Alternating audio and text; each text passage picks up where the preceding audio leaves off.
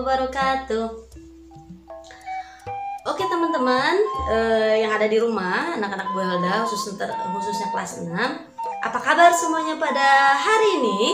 Alhamdulillah luar biasa bersama kita semua. Oke, yes, Allahu Akbar. Yuk.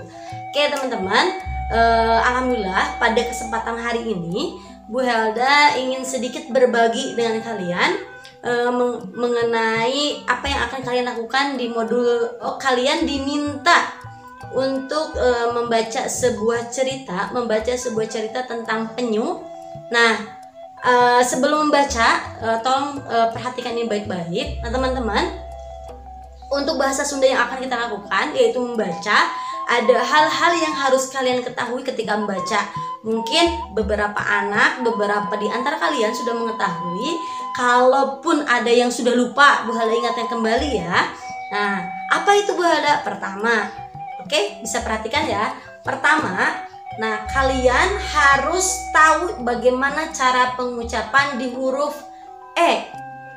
Ya, di huruf E. E itu ada 3 cara pengucapannya. Yang pertama, E yang ada tandanya, yang ada curek kalau Sundanya, E curek ya. Itu dibacanya tegas seperti hurufnya bunyinya apa? E ya, bunyinya apa? E. Kemudian yang kedua, itu ada E tanpa curek atau E biasa. Itu namanya E pepet. E apa namanya? E pepet ya. Itu dibacanya E. Dibacanya apa?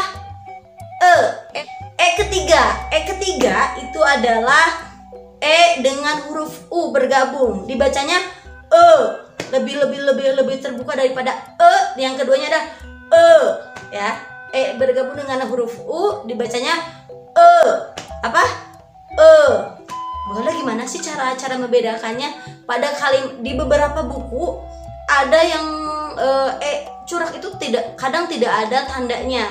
Nah, itu kalian harus mengetahui kosakata dalam bahasa Sunda. Jangan hanya jagonya bahasa Inggris ya, bahasa Sunda pun kalian harus paham dan jago. Nah, kosakata seperti apa sih Bu Helda? Nih Bu Helda punya contoh. Pertama, ini nih. Oke, kata kecap dengan kecap. Kata kecap dengan kecap. Ya. Apa bedanya? Kalau kecap itu E-nya E pepet, kalau kecap E-nya E curak. Artinya pun berbeda ya.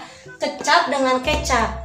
Kalau kecap itu artinya kata, kalau kecap itu adalah bumbu masakan. Kemudian kata yang kedua, nih contohnya aja ya. Kata yang kedua adalah serang dengan serang. Serang dengan serang. Serang dengan serang. Serang pertama itu serbu, artinya serang yang kedua ya, serang kata kedua itu adalah nama sebuah kota. Sampai sini ya, paham ya. Kemudian contoh ketiga, lebet dengan lebet, artinya beda ya. Kalau lebet itu artinya masuk, kalau lebet itu artinya lebat. Contoh dalam penggunaan kalimat, lebet mangga, lebet kabumi, silakan masuk ke rumah. Kalau lebet, wah tatangkala manggu teh meni lebet.